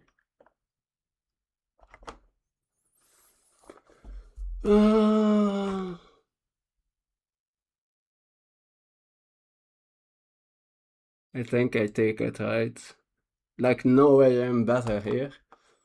How do I play here for a win? I have 2 minutes. Yeah, no. I'm gonna take it. How is end position? Yeah, they are still winning, so... yeah. Was I even at some point? I guess I was all the game, or... Yeah, oh... What a fight. I guess I fight well. I guess that's how you do the King's Indian, right? Yeah. Yeah, my position was all the time.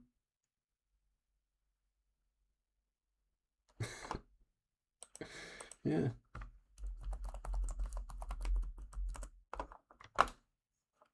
Okay. Yeah, that's...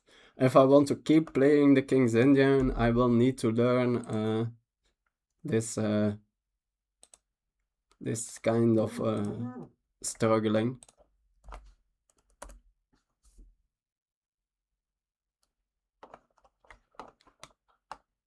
Whoa, yeah, I was expecting also that G3, H3, that like didn't solve the problems.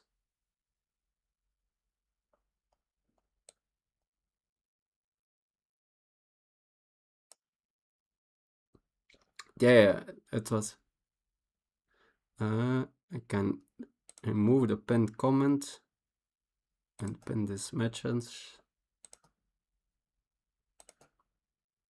Let's see who is here.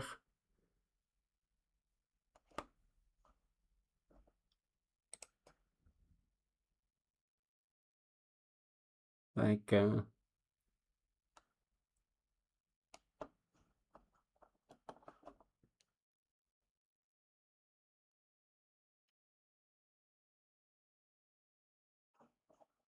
yeah, I think indeed that was a problem in this position. So in the final position, I'm almost in Zugzwang stuff. Oh yeah, it's like here. I want to keep my hook here, but yeah, there's this E7 stuff where I need to move out. I guess, yeah, H3 is the only, really. Yeah, I think I was gonna play H5. I thought maybe I can get my king some luft. And then rook C6.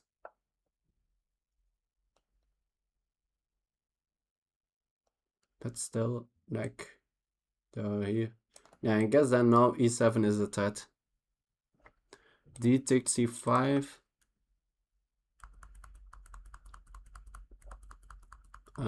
I thought, yeah, otherwise I just get smoked on these, like, it's the engine move. Like, what do I do otherwise? What was your suggestion? Like, they are cashing too here, this pin. Do you want to step out of the pin or?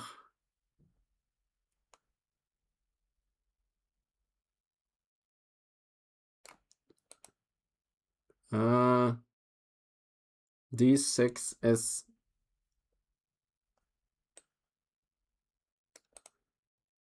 Yeah, is D6 the enough defended? Yeah.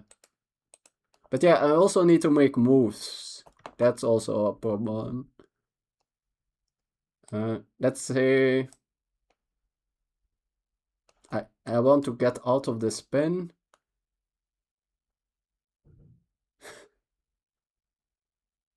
Like, what do you otherwise do? Queen E, yeah, Queen E8 I can get out of the pin, but now, for example, this is already a thing. They could take here. I can take here. That's maybe good. But let's say then we defend it. And how do we keep defending here?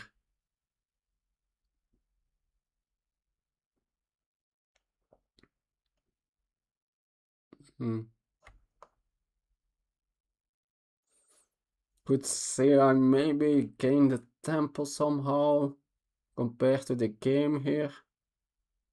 Yeah, counter-attack. What am I counter-attacking? 94. Okay, yes.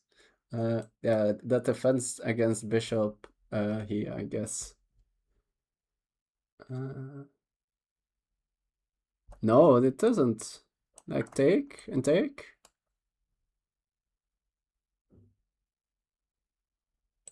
Yeah, d5. Okay, d5. So here. But this is and there's here, of course, the knight f3 trick. So maybe was there a better? I guess there are not really that better ways to defend. Yeah, maybe it was maybe an option. Although the engine also, yeah, this was like similar, I guess. Around here. So here 94. That was Was that my original plan? Yeah, I think that was my original plan. And what was I going to do here? Take. Was it this, the line? No, here is the e5. Maybe I missed. Ah, yes. I think I missed in some lines that d5 is hanging. So yeah, this, okay, here that was stupid. I should have just played. Here I blundered something. I think that I blundered that t5 is hanging.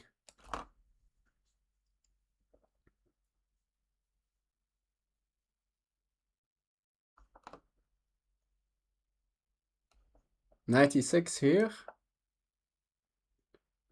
Oh yeah, yeah. But that's this ID. This ID I saw in another line. So you can't now take here. So that's similar like in the game.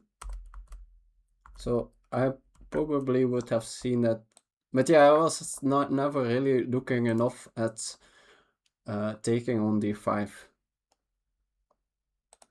Although I said it earlier and then around here I stopped looking at it. So around here I said with eliminating this pawn and in the future c5 this pawn will be weak.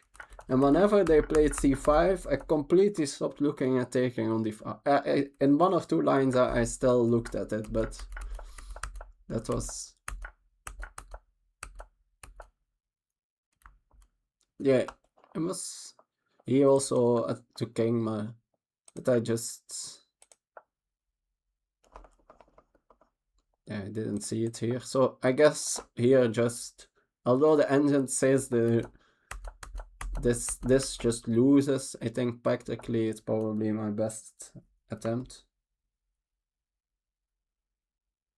I guess here it's still queen e7. But yeah, now I don't have... Now I have just nothing in the position. I can just improve. And probably... Yeah.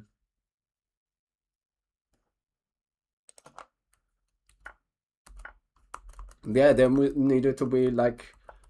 I understand why they sort of panicked and offered me the draw. Since now I had like...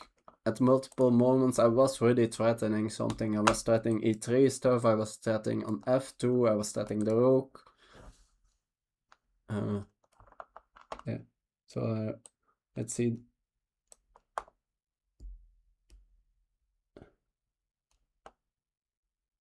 What a dream for black. Yeah, the thing is, against Bayonet, there is really not any attack. White is so fast. But White gives up some positional stuff. So, because of that, black can hold.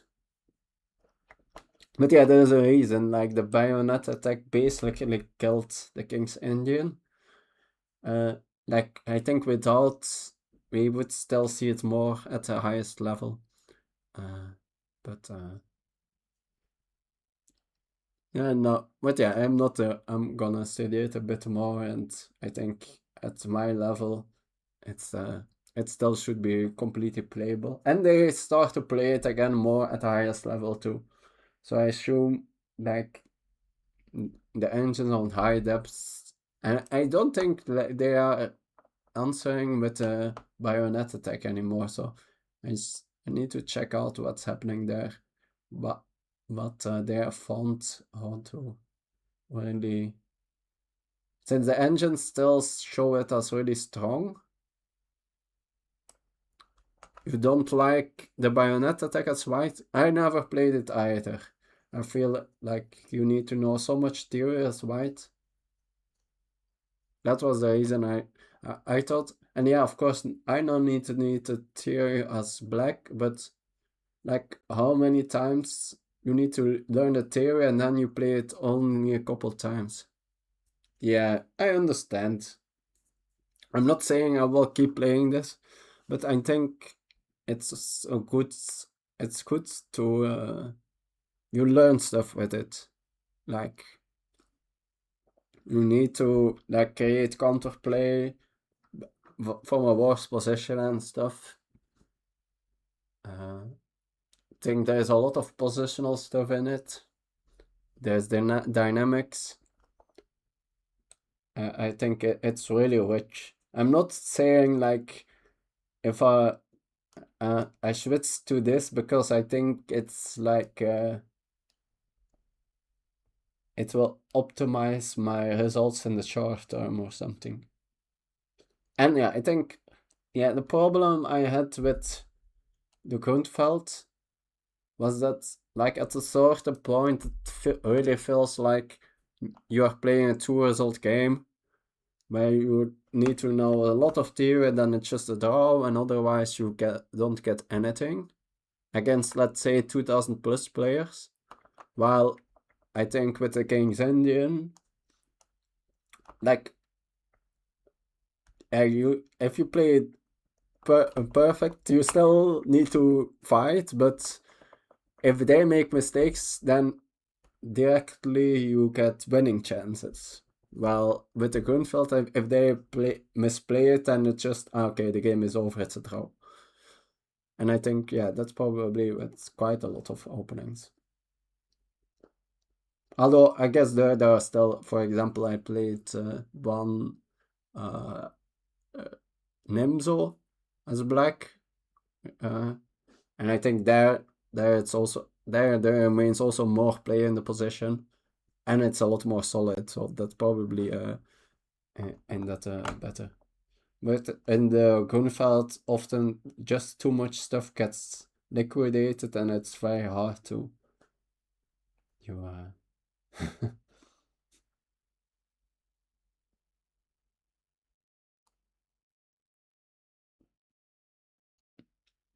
I guess that's it for today. I think I for the other stuff I mostly shared everything during the game. So around here, I think this was where I was out of theory. So I guess I'm not sure if I can set it up tomorrow. Anyway, tomorrow 19 UTC I will play back and stream back. Probably just regular blitz, but later the week I for sure will do a stream right. Just the only goal is to flag my opponents.